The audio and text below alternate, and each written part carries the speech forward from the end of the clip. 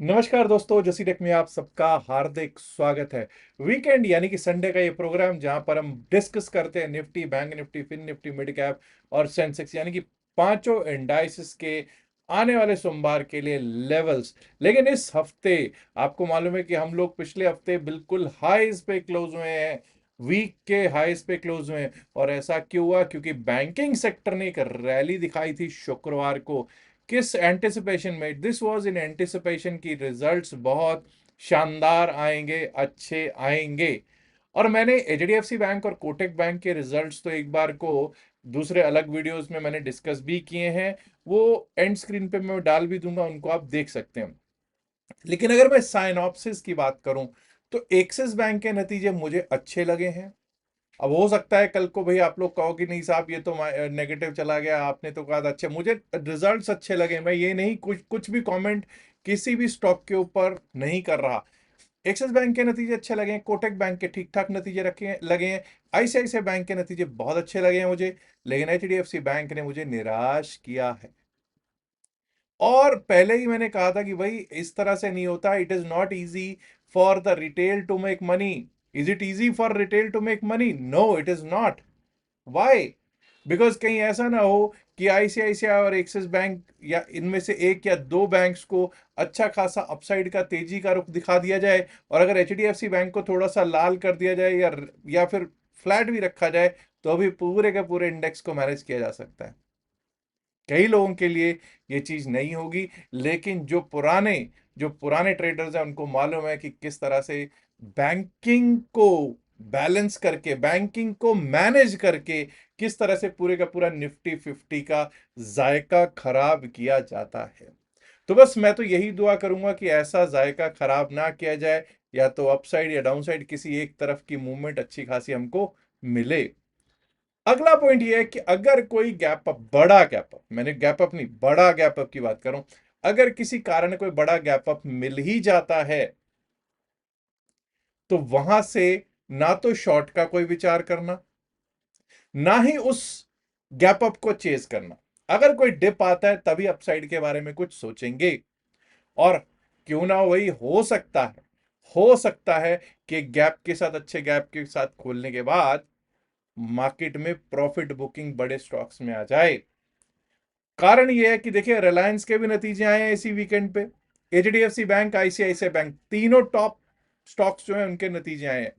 इसके साथ साथ कोटक बैंक का भी अच्छा खासा वेटेज है, एक्सिस बैंक का भी वेटेज है। इन सब के भी नतीजे आए हैं। मुझे मालूम है कई लोग ऐसे होंगे जो कहेंगे अरे साहब यस बैंक के बारे में भी चर्चा कर लो, उसके नतीजे भाई बस ना बोलूं तो बेहतर है। चलिए अब देखते हैं कि क्या स्थितियां हैं। और जैसा कि मैंने स्टार्टिंग में ही कहा कि भाई डेटा तो अच्छा खासा दिख रहा था, क्योंकि आपने देखा एक रैली हुई।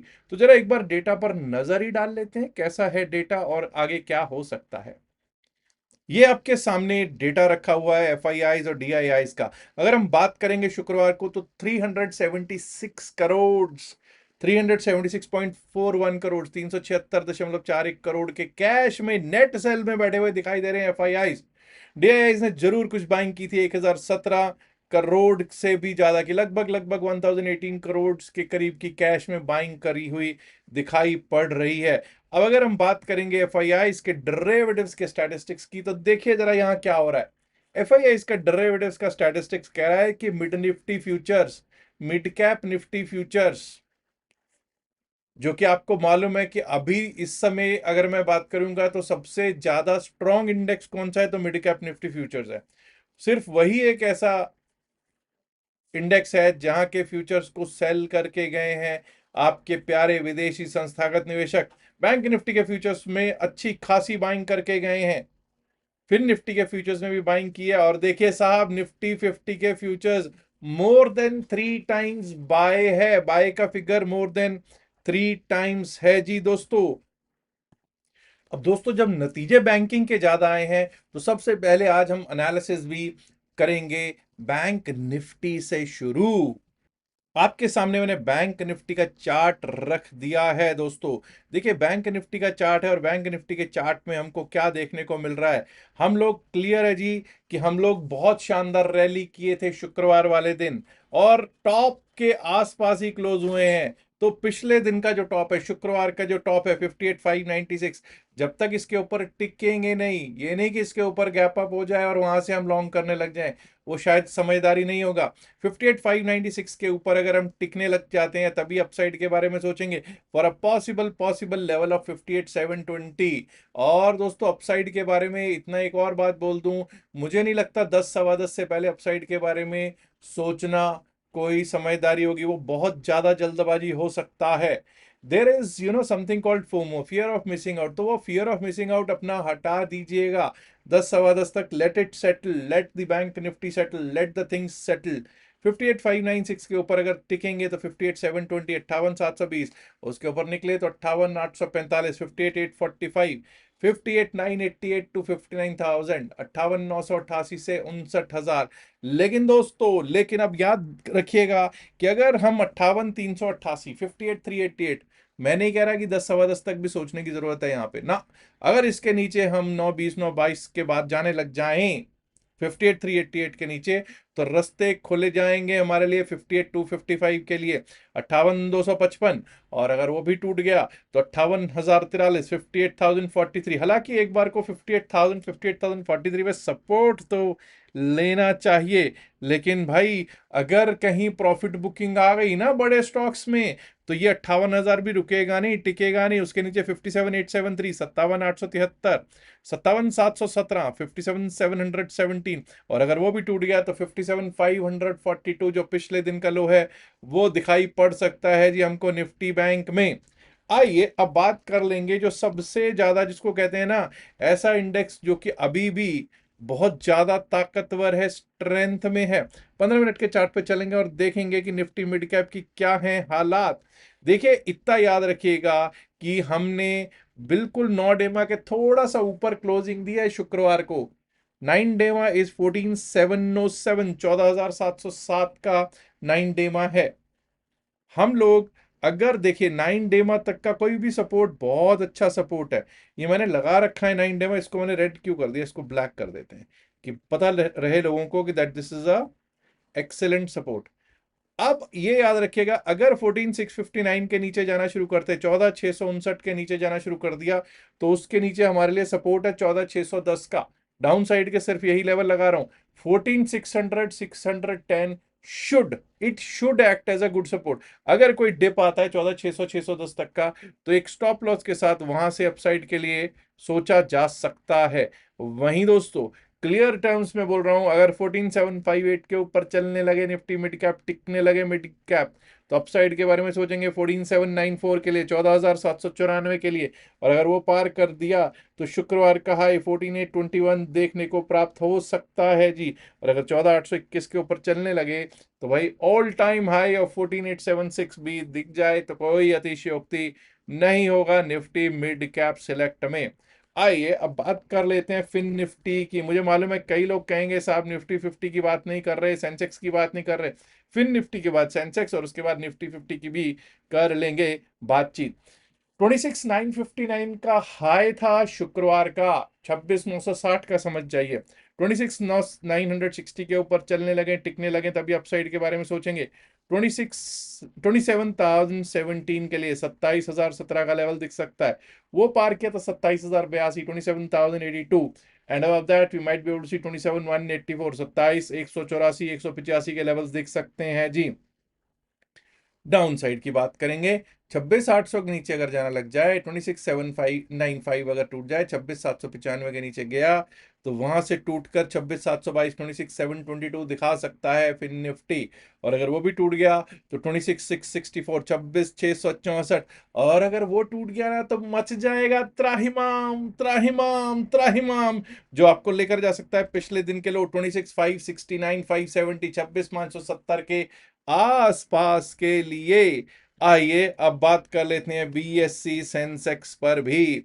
कई लोग आजकल इसी में ट्रेडिंग करते हैं, उनको वो लगता है कि बहुत अच्छा पैसा बन रहा है, बन भी रहा है भाई, ऐसा नहीं कह सकते कि नहीं बन रहा, बन रहा है पैसा। याद रखिएगा कि पिछले दिन का हाई 78,282 है, 78,282। 78,282 के ऊपर अगर हम चलेंगे टिकेंगे, अपसाइड के बारे में तभी सोचेंगे।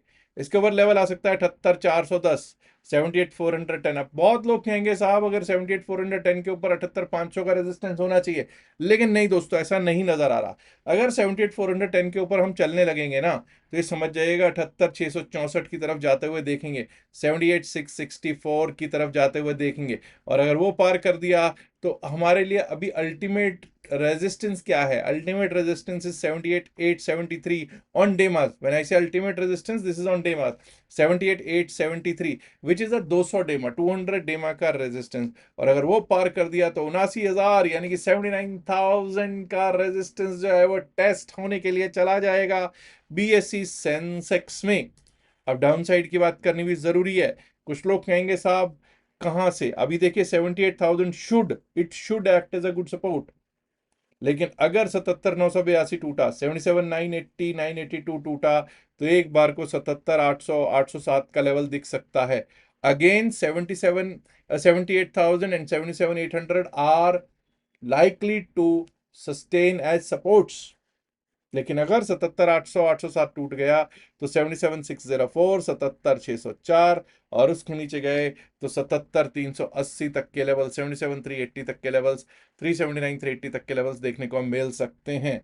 आइए अब बात करेंगे निफ्टी 50 की, जो कि है benchmark Indian stock market index. 24,367 Friday का हाई है। इज्जत देनी है, बिल्कुल देनी है, रिस्पेक्ट देंगे इसको 24,367 को। इसके ऊपर अगर हम चलने लगेंगे, टिकने लगेंगे, तो 24,400 का रेजिस्टेंस देखने को मिल सकता है। याद रखिएगा 24,300 यानी कि 24,300 पे पुट राइटर्स ने बहुत अच्छी पकड़ जकड़ मजबूत कर रखी है। और दूसरी तरफ एफआईआईज ने भी फ्यूचर्स में क्या किया है वो आपके सामने मैंने ऑलरेडी रख ही दिया है। 24,400 के ऊपर निकले तो 24,427 का 200 डेमा वाला रेजिस्टेंस हमारा बैठा हुआ है।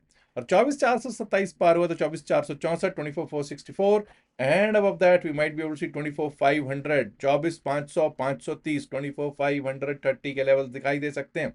डाउन साइड पे देखिए मैंने बताया कि 24,300 should act as a good support. और पिछले दिन का अगर आप देखोगे तो 24,280 282 एक बार को, उससे पिछले दिन मतलब शुक्र बृहस्पतिवार बुधवार को, तो ये एक बड़ा रेजिस्टेंस का काम कर रहा था। तो भाई अब अगर ये रेजिस्टेंस, अब ये सपोर्ट बन गया है 24,282, अगर ये 24,282 टूटता है तो डाउन साइड का रुख तैयार हो जाएगा, जो कि हमको लेकर जा सकता है 24,242 24,242 की तरफ। और अगर वो भी टूट गया तो 24,200 206 की तरफ देखने को मिल सकता है। याद रखिएगा 24,300 पे पुट राइटर्स का बहुत अच्छा सपोर्ट है।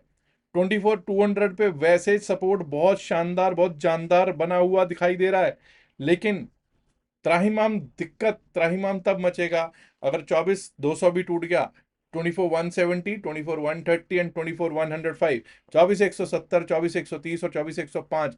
लेकिन ऐसा तभी संभावना होगी जब जिन स्टॉक्स के नतीजे आए हैं, क्योंकि अक्सर ऐसा होता है कि जब स्टॉक्स के बड़े स्टॉक्स के नतीजे आते हैं और वो स्टॉक के रिजल्ट के दिन या उससे एक दो दिन पहले अच्छा रैली कर रहे होते हैं, तो अक्सर ऐसा देखने को मिलता है कि स्टॉक रिजल्ट के बाद एक दिन बाद या दो दिन बाद या इनिशियली इमीडिएटली प्रॉफिट बुकिंग कई स्टॉक्स में आती हुई हमको दिखाई देती है। और अगर कहीं प्रॉफिट बुकिंग दिखाई दे गई तो ये 24,100 24,130 के लेवल्स भी दिख जाएं तो कोई बड़ी बात नहीं होगी। हालांकि आपको पता है मैं तो एक पॉजिटिव व्यक्ति हूं और मैं तो यही चाहता हूं कि हम लोग ऊपर ही ऊपर जाते रहें। बट वही बात है ना कि भाई मार्केट है, मार्केट क्या करेगी किसी को ये तो समय ही बताएगा।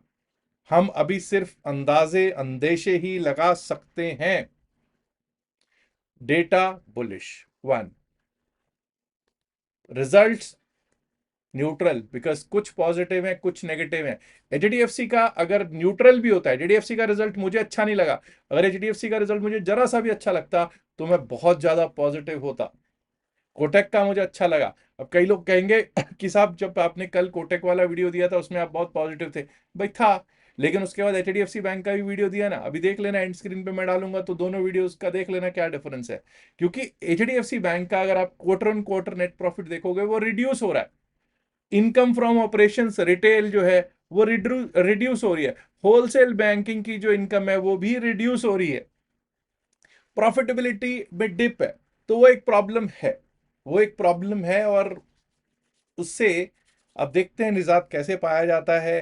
ठीक है जी। इवन आपके कोटक बैंक में भी हम लोग देख रहे थे कि जो एनपीएस हैं वो थोड़े से बढ़े हुए हैं, थोड़ा दिक्कत है। Let's hope for the best, क्या होता है देखेंगे। अच्छा, कई लोग ऐसे हैं जिन्होंने अभी तक हमारे लिंक से डेल्टा एक्सचेंज में अकाउंट नहीं खुलवाया। यार ऐसा ना करो, मैंने रिक्वेस्ट किया आपसे, खुलवाइए और उसका लाभ पाइए। देखिए 2 दिन की क्लास आपको फ्री मिल रही है उसमें, और व्हाट्सएप ग्रुप में एंट्री भी मिल रही है। वैसे लोग मेरे को मैसेज करते रहते हैं मेरी टीम को कि साहब अगर हमें व्हाट्सएप ग्रुप में एंट्री लेनी हो तो कुछ पेड है। देखिए कुछ भी पेड नहीं है, there is no paid service. वो कहते हैं टेलीग्राम चैनल का अगर लिंक है वो भी डिस्क्रिप्शन पिन मैसेज होता वीडियो में दे रखा है। लेकिन आपको 2 दिन का फ्री क्लास मिल जाएगा अगर आप डेल्टा एक्सचेंज में अपना अकाउंट खुलवाएंगे। ठीक है जी। और स्क्रीनशॉट शेयर कर देंगे, जो नंबर आपको स्क्रीन पर दिया हुआ है 7834876773 से, कि स्क्रीन पर नंबर चल रहा है। यूज द क्यूआर कोड और the link in the description and the pin message of the video.